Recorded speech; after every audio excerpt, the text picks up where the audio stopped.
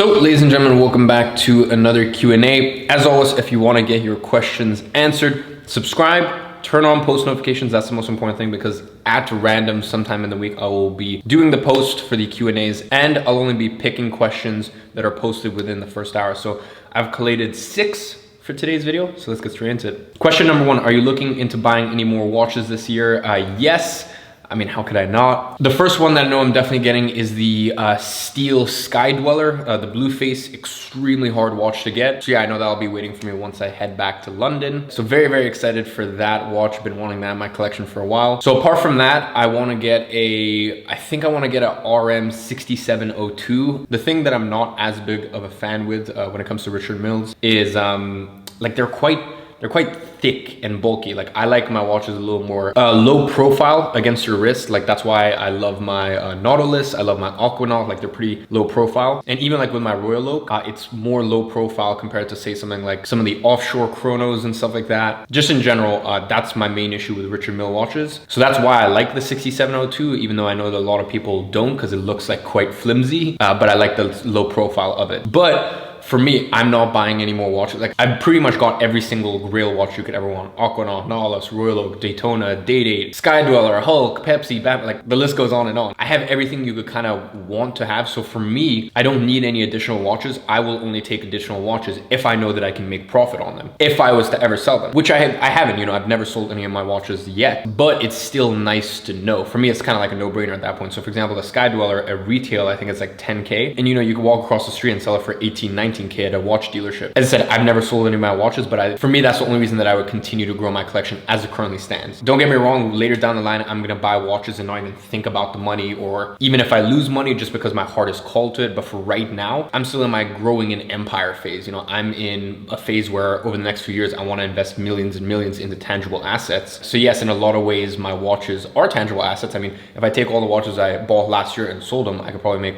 50K profit, and that's after wearing them for a year. You know, I've been very lucky with my watch collection, and I picked the right pieces, and obviously, you know, getting a lot of pieces at retail and managing to get them at retail. I've done very well with my collection is my point. But I don't think I'll be picking up the Richard Mille, and I don't think I'll be picking up any watch that I can't instantly make money off of. So unless I can get it at retail, I'm not looking to buy any watches this year. So watches that I'll probably be able to get at retail this year, Sky Dweller, blue face. So I'm looking forward to that, and Daytona. Some of you guys may know that I got a Daytona already, which is already extremely hard to get at retail. I got a Daytona black face, but I gave it to my mom, which was awesome. You know, I think in my opinion, there's no classier watch for a woman than a Daytona. When I see a woman with a Daytona, I know that she knows her shit about watches, and I know there's just something about like when I see a woman with a Daytona. So the Daytona looks beautiful on my mom. It's just every time I look at that Daytona, I'm like, geez, I want one myself. And I'm not gonna go ahead and spend the 20,000 pounds of $25,000 to buy myself one at market value when I only had to pay 10,000, which is the retail. So yeah, I know that I'm gonna get the blue face Sky Dweller this year, and hopefully I can get the white face Daytona. Now the white face Daytona is actually more valuable than the black face Daytona, but I actually prefer the black face Daytona. It's just, I've already given it to my mom, and in my opinion, like, I don't know, like you guys know I have a passion for horology, and like, I think a watch has a heart, and it has a heartbeat, and it's got a very intimate story with the person. So like I would never want to switch or this or that. So hopefully I can manage to get myself a white face Daytona this year as well. That would be awesome. So probably I'll only pick up 2 sort of nicer watches, and then I'll pick up some other spare ones. Like guys, I always go to vintage stores. I always look at vintage clothes, vintage cameras,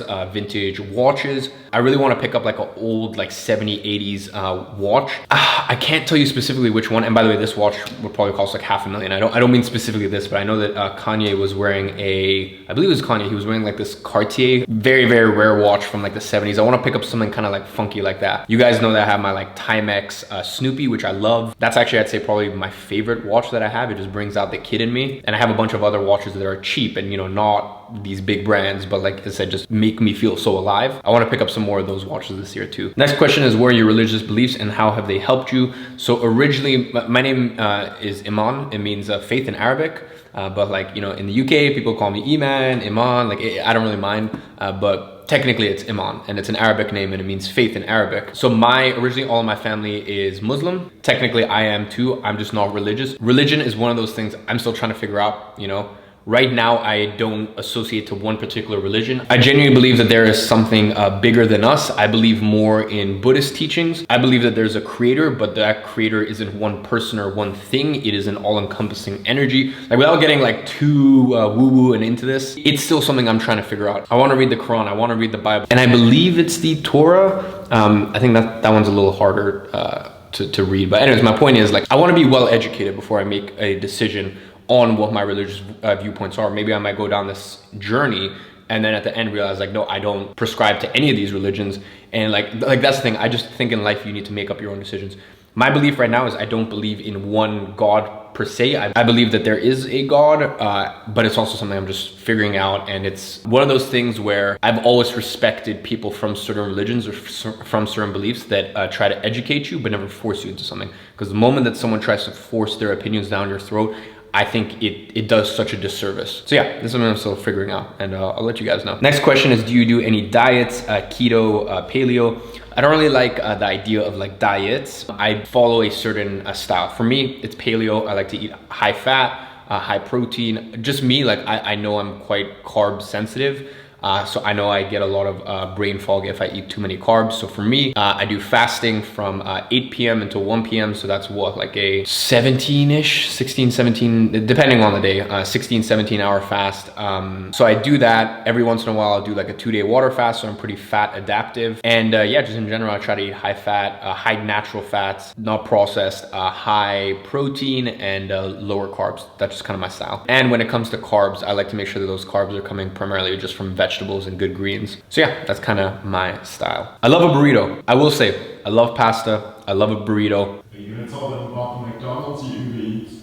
Oh, no. Actually, I'll mention, I love a 20 box of nuggets. I love a Domino's 2 for Tuesday. These are all things that I love, but also things that at the end of the day, like you're paralyzed after, at least for me, like I'm in a coma. So yeah, that's kind of the way that I go about things. I'm not perfect. I'd say I'm like 70% on my diet. Sometimes I'll be 90% and sometimes if my diet isn't pretty, but for the most part, you know, I'm pretty good. And every single day I fast until 1, like I hit that like 95% of the time. Next question is, would you say you would have had it harder to get your first initial clients without your personal brand? I would say it's the opposite. It was harder for me to get my clients because of my personal brand. Like, you need to understand, like even 2015, 2016, 2017, you can look back at my old videos and I don't know why, but I was sharing my life and I was sharing about like any struggles with mental health I had, any struggles with partying and alcohol and drugs, like any problems I was having with like relationships and break. Like I don't know why, but from day one, I've always just been so comfortable sharing my experience, my downfalls, my wins, this, that.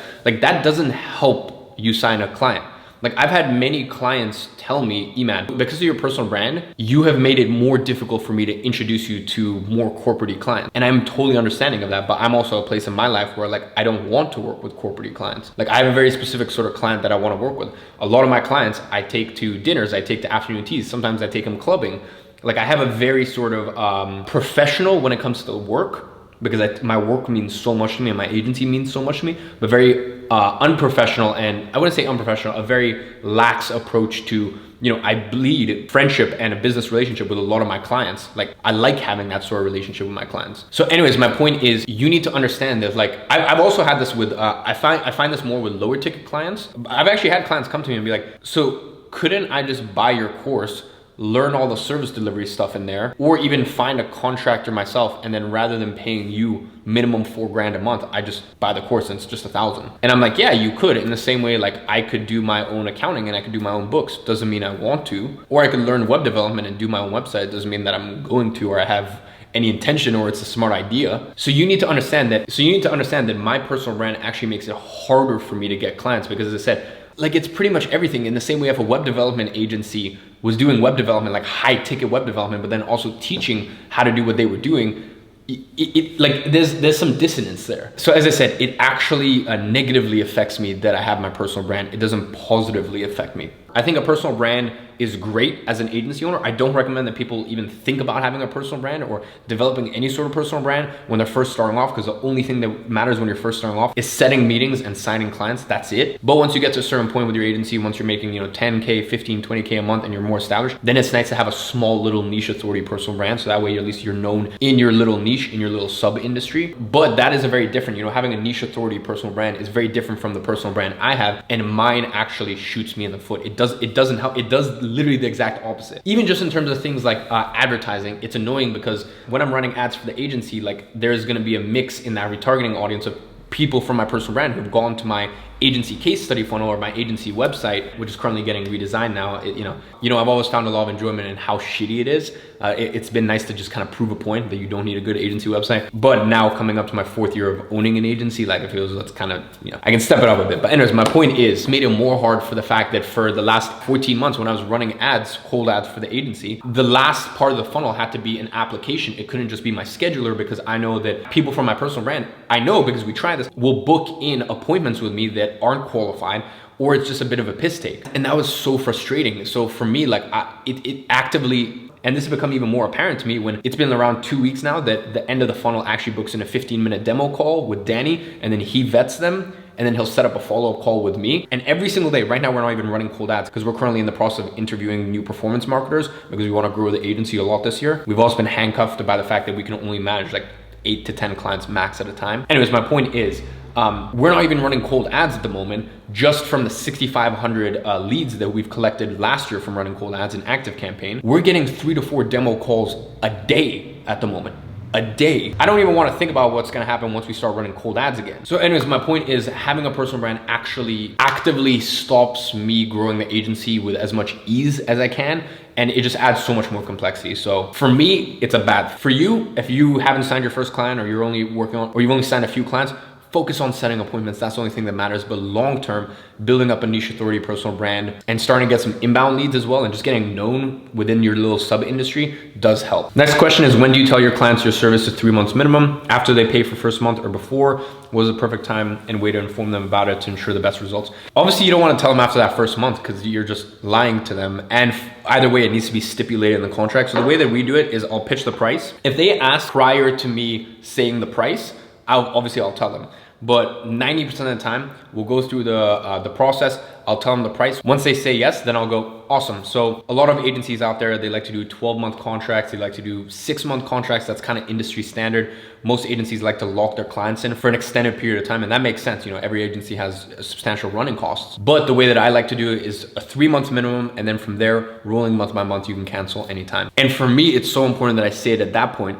And there's 2 main things to that. Number one is I'm stretching I call it stretching the extreme. So I'm saying, industry standard, which at the big agencies, this is definitely the case. At the big agencies, it's always like a 6-month, 12-month contract. Like that is the standard with bigger agencies. So I'm saying, look, most agencies do 12 months. We like to do 3 months. It's the same way, like if you say, oh, this product, I could charge 10,000 for it, but today you're gonna get it for $100. Like, it just, when you stretch what the perceived value or what is perceived to be normality, then what you pitch after, this is one of the cognitive biases. I'm forgetting which one it is, but anyways, my point is, it's very important that number one, you're making it clear that industry standard is like 12 months. You like to do 3 months, and then from there, rolling month by month because it's best for the client. And second, the reason that works, I've never had an issue with it, is the fact that they've just committed. They've just said yes. So now once they've made the big commitment, a little smaller commitment, which is very reasonable, 3-month minimum, and then from there, rolling month by month is very reasonable, works. So that's the way that I do it. Next question is, how long would you recommend learning the service delivery, Facebook ads, Google ads before getting the first client? I don't want to hire a contractor. So if you are doing local businesses, start reaching, here's the thing. I tell people to start reaching out from day one because people are so short-sighted, and they don't realize that they think that, oh, what's gonna happen if I start reaching out? I set my first meeting tomorrow and I close them. Like people think that you're gonna get your first meeting within a day. Sometimes it happens. I've had people in the agency incubator community that sign a client within their first week, within their first 3 days. But for the most part, the pattern that I see is people sign their first client within that 20 to 60 day mark. So my point is, I would understand the thinking that I want to learn this stuff because I'm going to sign a client and then I'm going to immediately have to deliver those services. But you need to understand that the only thing that matters when you first start is setting appointments and signing clients. Now, You may not set an appointment. You may not set that first meeting for 2 weeks. So focus on that in your high leverage times, in those focused morning work blocks. And then in the evening, learn Facebook advertising and Google advertising.